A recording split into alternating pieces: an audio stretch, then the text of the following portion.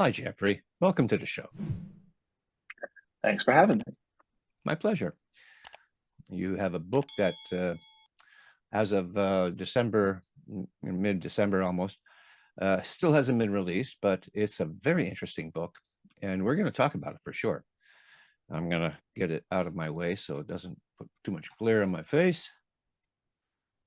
Geoffrey, before we get to your book, why don't you tell us a little bit about yourself, who you are, and how you got to this point where you wrote this book and why? Geoffrey Klein. I am a TEDx speaker, an adjunct professor, a visual content producer, and now a best-selling author. The book has been out almost a month, the ebook version of it, and the paperback just went up recently. So they're both there doing their thing. I am a visual storyteller. Storytelling is where it all began. I've always been interested in telling stories, listening to great stories. I think my belief is that the best way to communicate is by telling a story. And the wonderful part is that as I've gotten more into it over the years, I've learned about the science behind it and how our brains work and how we really are hardwired to want to tell stories. And as a marketer who's looking to help people connect to their audience, telling stories is really, I think, the most powerful way to do it. And then the best way to tell a story is through visual communication. So that's kind of where I started. And as I was starting to think about how I could help people more, in presenting with people, I often talk about, as a marketer, as a business, we're all trying to feed the content beast, and he's always hungry. And so there's that need to always want to stay top of mind and provide and create consistent, relevant, valuable content. And so a lot of businesses struggle with that. And a lot of even marketers struggle with that. So I decided to write the book, The Content Beast, which is about creating story-driven content to connect with your audience to help people. So it basically has 4 parts where it's about why you need to feed the content beast, who you're really feeding, what to feed them, and then how to do it. And so integrated throughout the story, throughout the book, are stories to help, because that's my whole premise. And then there's also a lot of kind of tactical worksheets and things that are available digitally so that people can then implement them.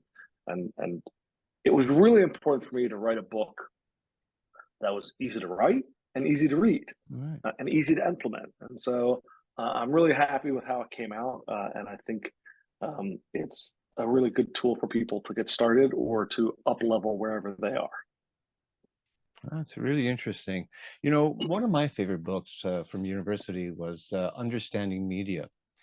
And when you were describing your book, you say you tell these stories, and then from that, one gleans the actual message that they could apply to their own needs.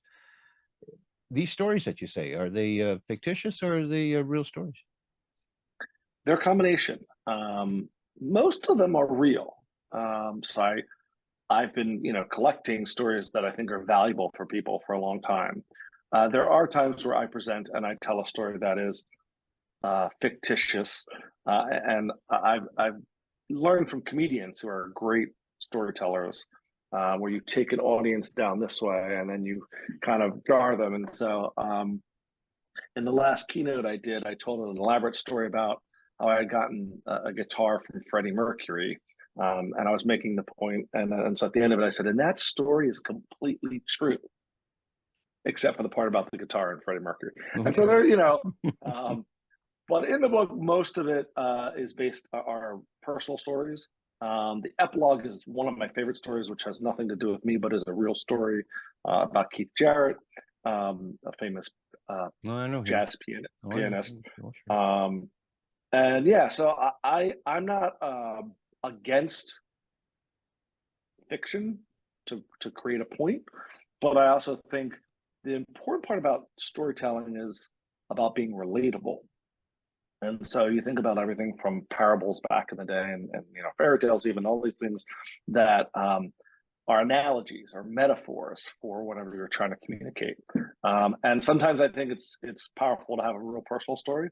And sometimes I think telling someone else's story, whether it's real or not, or sometimes crafting a story to make a point. I'm all for all of it. I think the difference in terms of what's okay and what's not okay is transparency.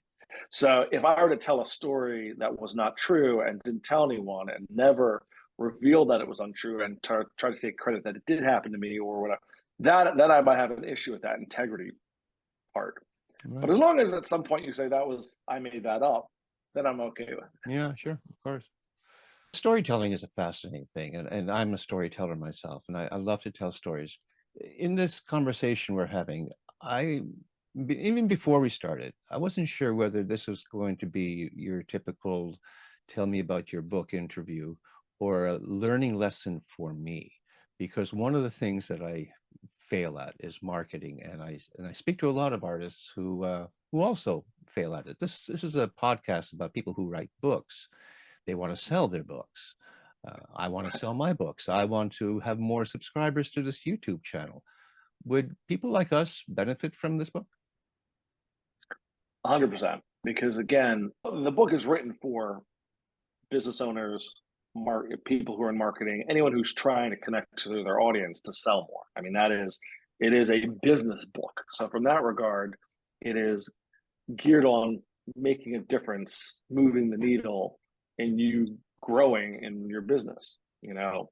And then the big difference, I think, from a lot of people who are successful and who are not successful in terms of that growth is having a plan. So the difference between creating content and having a content marketing strategy. And while strategy might sound like it doesn't need to be complicated. In fact, it's probably better if it's not complicated, but that it's simple.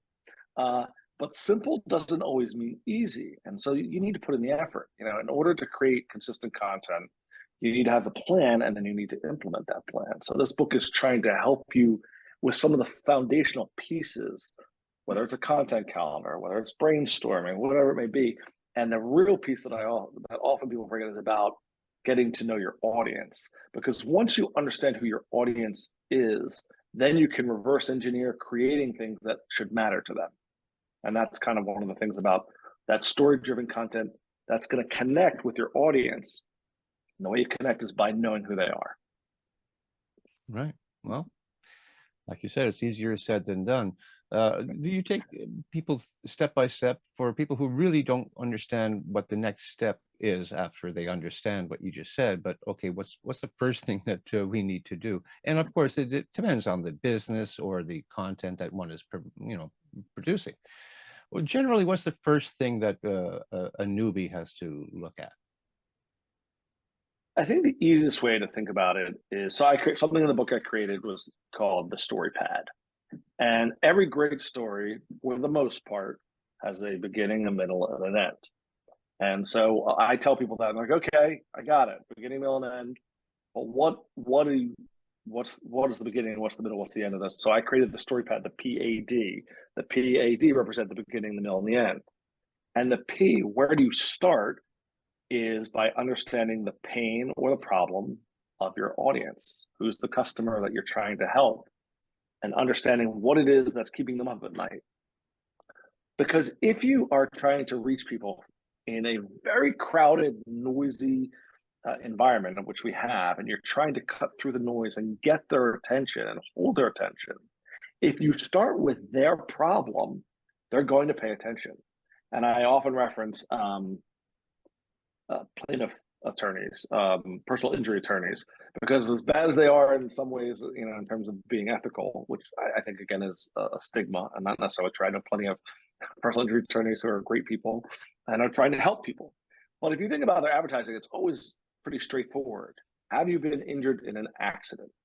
They're starting right away with the problem of their potential client, potential customer.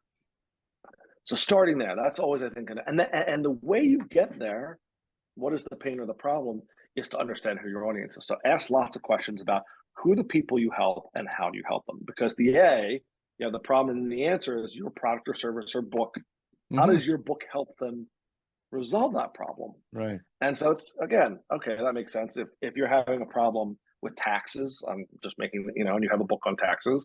Well, if you're having problems, doing your taxes, here's a book that's going to help you, and I have all the things in it. Are you having problems creating, consistent, relevant content?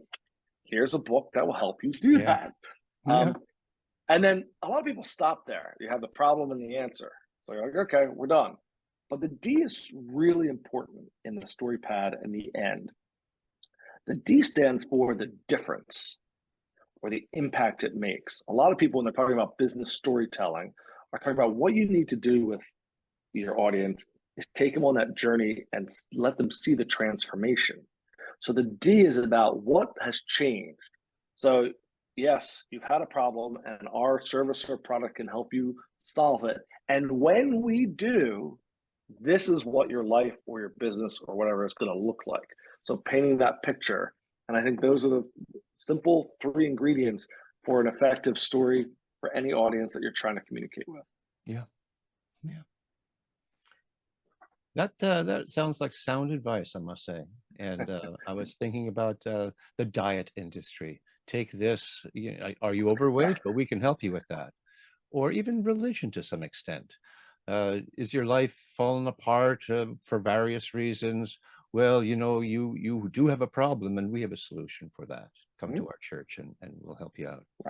Yeah, it seems to work. It doesn't answer certain quirky, outliers, like, for instance, a cat that plays piano on YouTube gets millions of views. Whereas, we may get 30, 40 views on this. That makes me wonder, has things changed in our culture that allows for these outliers to exist? Well, I think what you have to recognize is that they are outliers. And just because there's an exception to the rule doesn't mean you should abandon it. And so therefore, I think, everyone talks about viral content. Oh, they come to me and say, can you make me some viral content? And the answer is maybe. There are certain things that we know. I mean, there's a great video about an advertising agency that became a cat advertising agency. And all they did was cat videos. And that was because that's become the barometer of success is that these viral videos about cats or kids. So the joke in marketing is if you have babies or puppies or cute animals, that sells. And there may be some truth to that because you're trying to get to the heart of what matters to the audience. And so I think the reason certain things go viral is because they appeal to a mass audience. But I think the idea that you need to have millions of views to be successful is misguided. And that's one of the things that a lot of people who don't spend time, the idea is, so you can have an Instagram account that's got a million followers, and you got an Instagram account that has 1,000 followers. Now, if they're the right followers, the 1,000 may actually help sell more, grow your business more than the one with 1 million, because it's about that engagement and taking people to then take the action. As cute as those cat videos are, they're filling the need of wanting to be entertained, and so they fill that role. But who's selling a product from there? Maybe cat food, I don't know. But my point being that, generally speaking, it's about the quality of those connections than the number of those connections.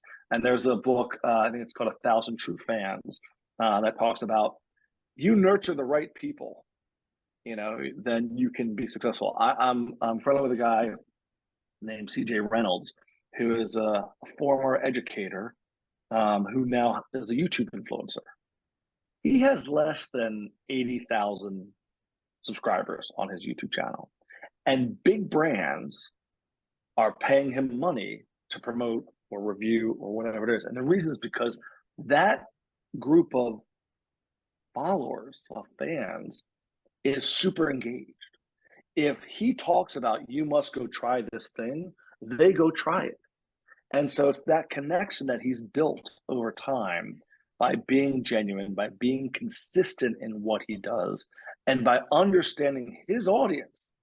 He knows his audience super well and knows what he can talk about genuinely that's going to resonate with them. And so that's my kind of play on, like, don't try. It's not, those vanity metrics are just that. At the end of the day, you want to not look at how many, but how many of them are taking the action that helps you down the journey of them hopefully becoming a customer or a repeat customer, loyalty, etc. Right. Earlier, I said that your book is not out yet. You mentioned that it is out. It says, at least on my page here, that it's hasn't been released yet. The paperback at the moment of this recording, Right. there's a glitch between Ingram Spark and Amazon. All right. But the ebook is available, and the paperback will by the time of this will definitely be sorted out, probably much sooner. Yeah. But yes, it is available. I didn't notice how many pages is it? It's about 100, well, depending on the ebook, or it's 148 pages, something like that. And I remember writing a book when I started in the process. I was somewhat overwhelmed by, oh, it has to be X number of words. How much was I? I remember Googling, how many words does a business book need to be? Yeah. And seeing that big number really concerned me. I'm like, what if I can't? Yeah. And I'm very lucky. I worked with a marketer who had a book coaching workshop, David Newman of Do It Marketing. And in one of the first sessions we had, he's like, nope, it's not about length. It's about writing a book that's easy to write, easy to read, easy to sponsor. And that freed me from, oh my God, okay, and it ended up being longer than maybe I thought it would be, because I had the freedom. But he's a big fan of white space in your books and making it, not a dense book for people to get through. And the goal, he always says, you want to have for a business book, you want to have a book that someone can read, an executive could read on a flight from New York to Chicago. Yeah. And one of the things I'm really proud of is that a lot of the comments and feedback to my book, whether it's reviews or just people talking to me, is it's easy. It's an easy read. It's easy, it's quick, and people have so little time that depending on what you're trying to accomplish, if I was going to write the great American novel, and then it might be different, because when I read a good fiction book, I don't want it to be short, because if I like it, I want it to keep going. Yes, of course. Yeah. But for a business book, people are moving too quickly, and so I need to be able to give them value quickly. And then also, I want it to be something that they enjoy reading. So it's that combination. I always talk about my content being edutainment. So it's the combination of being entertaining, but also giving, value and something relevant. Yeah. That's my perspective. Yeah. So you have a copy of it there we can take a look at? Sure. There it is. It's kind of thin, Well, you're able to get the name on the spine, because if it's too thin, they can't. Yes. They complain about that. I know. But so yeah, there's the spine. there it is. I even got my little content piece in there, so that was kind of cool. What a cool little yeah, my guy. book you had to. Yeah, did you design that fella? Yes, my design team did. I will say I'm not a designer. Right. And I'll tell you, kind of, there's some, I had an idea in my mind, and it was taken from some characters that are in the popular culture. So one was a character called Gossamer, which is from Bugs Bunny. He's the big orange hairy beast. Oh yeah, in the is that his name? I castle. didn't know that. Yeah, not a lot of people know his name. Yeah, yeah. So Gossamer, that basically Bugs Bunny tames, and there's a scene where he does his nails and his hair and all that. Of course, yeah. There's something about the calming of that beast, that was also. Right. And then I'm growing. My kids, when they were growing up, we lived in England, and even before it came to America, there was a book called The Gruffalo by Julia Donaldson that I think is a wonderful story about a little mouse going through the woods, meeting all the predators that can eat him. And he's like, you don't want to mess with me. Who's afraid of me is the Gruffalo. And he describes the Gruffalo and all these great details, making it up until the Gruffalo shows up. Yeah. And so, but one of the things, as I was designing it, I made little tweaks that definitely made it better. And I don't know where I read this, but it was about how to make something look cuter, or more approach, because I didn't want him to be scary. Yeah. And two things I came across from like Disney animation type things is, bigger eyes and shorter, legs and arms. And so that, and the funny part is that there was, I'm obsessed with AI.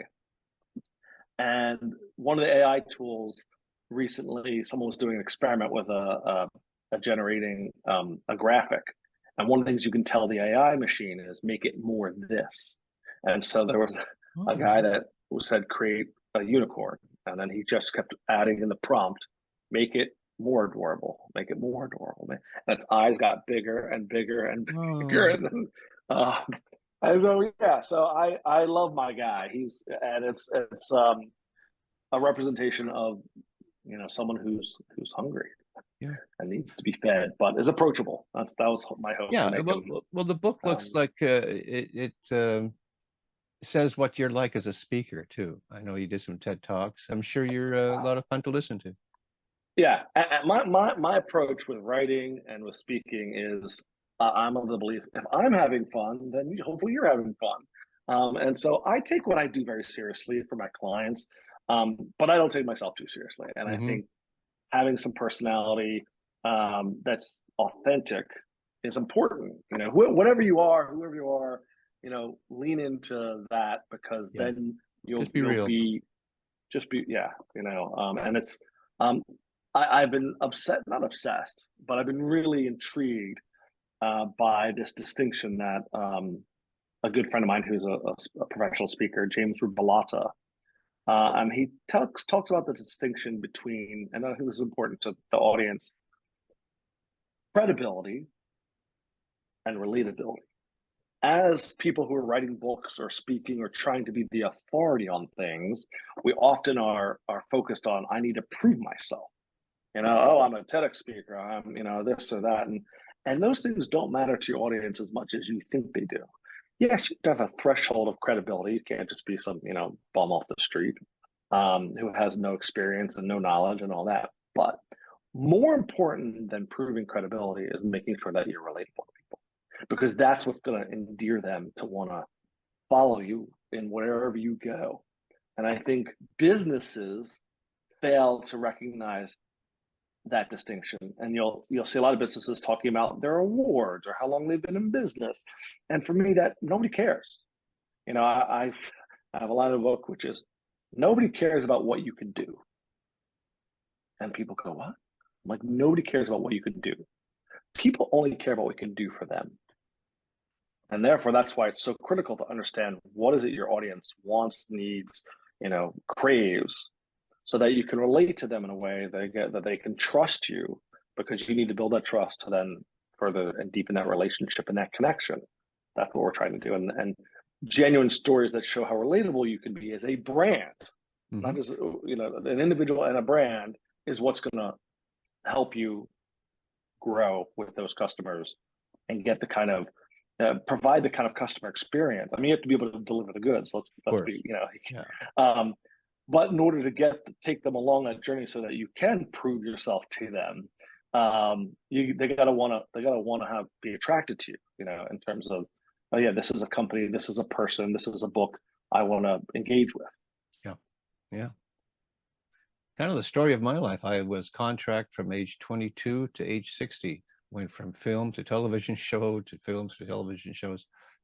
I had to prove myself over and over and over again, like I was starting over every time. I don't know how many contracts I had. Yeah, but I would argue that part of the reason you were able to go from job to job to job was because you did well in that job, that someone then either recommended you or they checked your reference or whatever. So I Yeah, think, exactly. again, that word of mouth, if you give people a good brand experience, and in your case, as an employer, as an employee, you know, then people not only want to hire you again, but they tell people about it. Oh my Yeah. God, John was so great to work with, and da, da, da. So I think, yeah, there's an element, and I'm the same. I have to prove myself for every project I do, every speech I give. But the idea is that if you provide that value Hmm. and people appreciate it and you understand how you can help them, then they're gonna hire you again, build that trust and loyalty, which is so critical to have a sustainable That's business. true. Yeah, that's true. Um, so Mm, just be kind and do good work. Those are my kind of that's right. philosophies. The same, just an old-fashioned, old timeless, not old-fashioned, a timeless method of working. Your pre-orders, how did they go for you? I didn't do pre-orders. I did things slightly differently. So when I Mhm. was considering how to launch the book, there was two ways I thought about doing it, and this is actually, I think, will be helpful.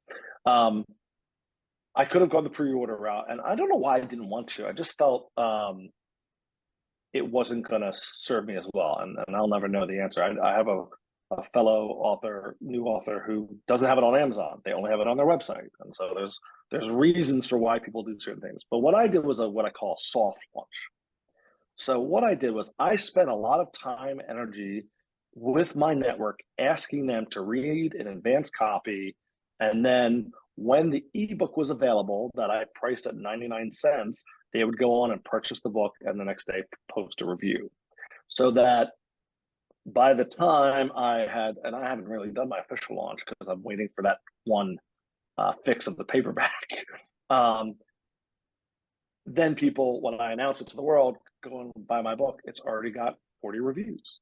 And so it's got some credibility from social proof, which is a thing. It's real. People need, even though I said those numbers don't matter, if someone goes to your Instagram or your YouTube and you have 5 subscribers or 100 followers, they make a judgment. And so that's a challenge we have to just kind of overcome, I think, in the beginning.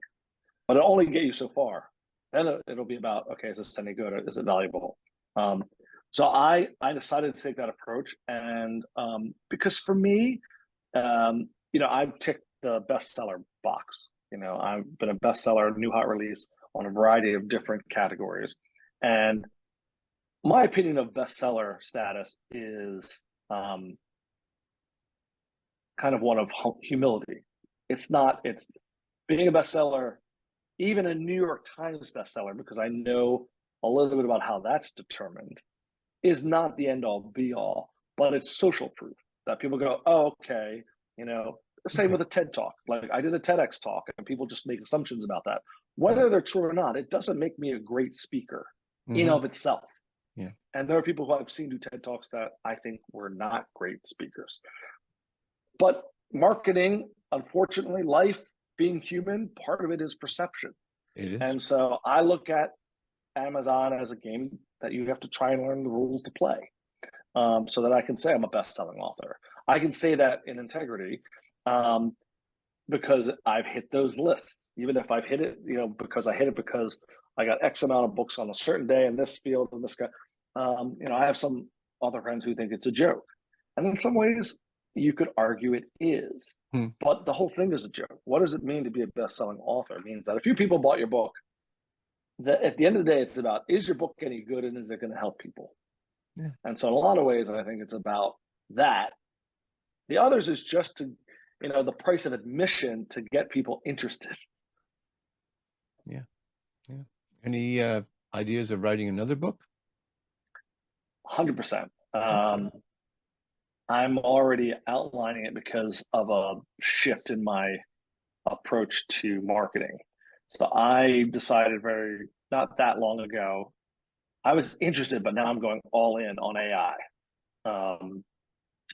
And so I'm already thinking about the book, something along the lines of when the content beast met AI, and taking some of the foundational principles and how does AI overlay on them?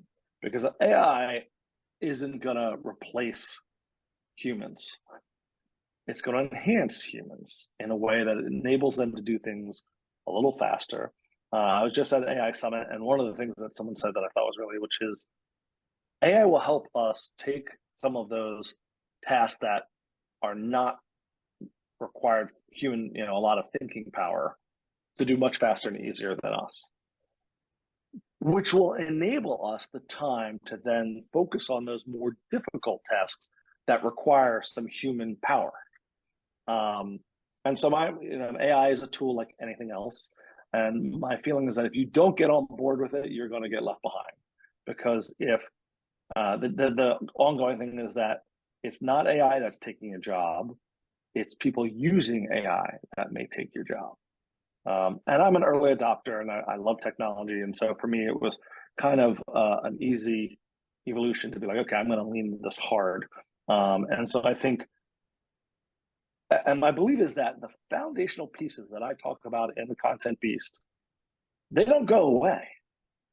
They're still important in terms of the strategy that you take. The difference will be that AI will help you implement a little bit better, will Yeah. help you get some of those ideas a little faster. And right now, the state of AI is you need, I haven't written I might write this blog article, which I'm going to call the bookends of AI implementation, which is you need, prompt engineering is now a thing. There was just a story in the Wall Street Journal that entry-level jobs as a prompt engineer, how you ask questions to the AI platforms, is going to have a starting salary of 100 grand to 200 grand. That's how important it's going to become. So you need someone who knows to ask the right specific kinds of questions to get the desired output. But even so, then you need on the other side of that process an AI editor. There's probably a different name, but that's which is someone who takes that information, that output, and then goes, okay, it's almost there, but it's Right. lost a little bit of my brand voice, and that's not even true. So I need to research and fact check things, and then you can get to the final piece. And I think that the human element. I was literally just referencing this earlier today about Garry Kasparov, the grandmaster chess player who lost to the AI machine.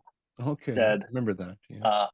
he said, it's the human plus the machine that's the real game changer. Yeah, And I sort of believe in that for sure. approach. Yeah, it's been that way throughout history. Right. I remember in church they said electric guitar doesn't belong in church, and I reminded them that there was a time when organ didn't belong in church because all they had was choral music.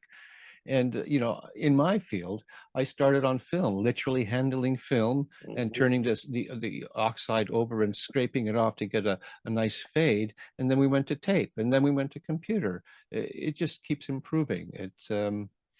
It leaves some people behind who are stubborn and say, I'm not accepting these changes. Those people generally suffer, but the changes themselves, there's nothing wrong with them, I don't think at all.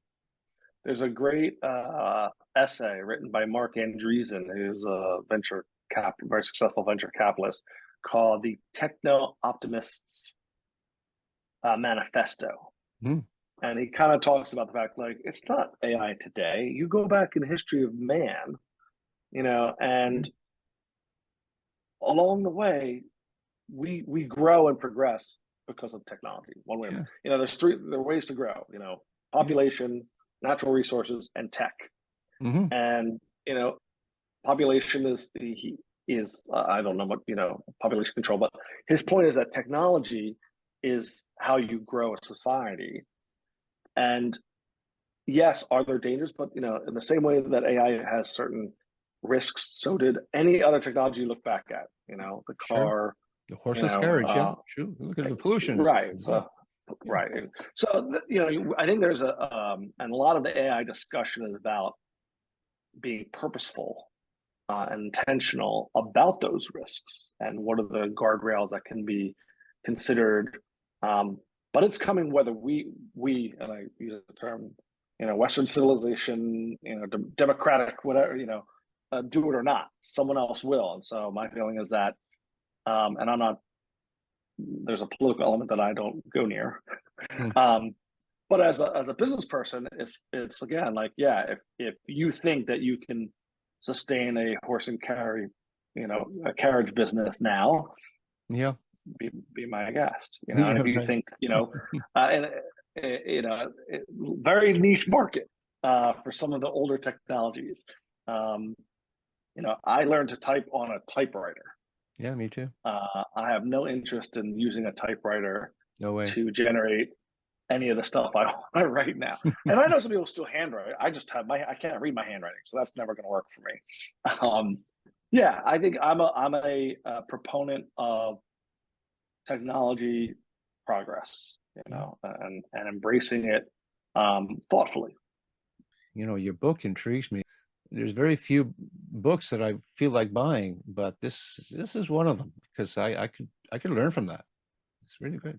Well, yeah, my goal has always been that there are some nuggets in there, and if you can get a couple from there, while at the same time enjoying the read because of the stories that are in there, Yeah. then it's a win for me. You know, All it right. is. And then that's how I went. That was my approach.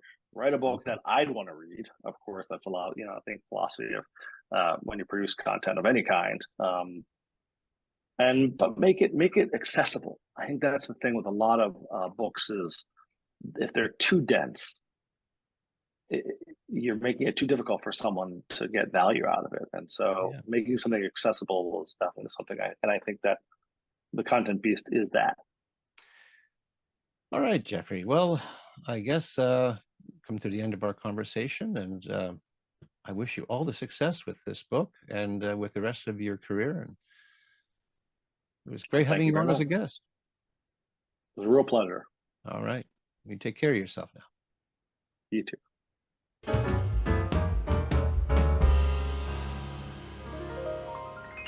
Thank you for watching. And before you go, if you like what I do here on Tell Me About Your Book, then consider subscribing, hitting that like button, and don't forget to ring that bell for future notifications. You can even leave a comment. All of that really helps in recommending this channel to a larger audience. And if you are an author, I would love to speak with you about your book. Until next time, keep on writing and be kind to one another.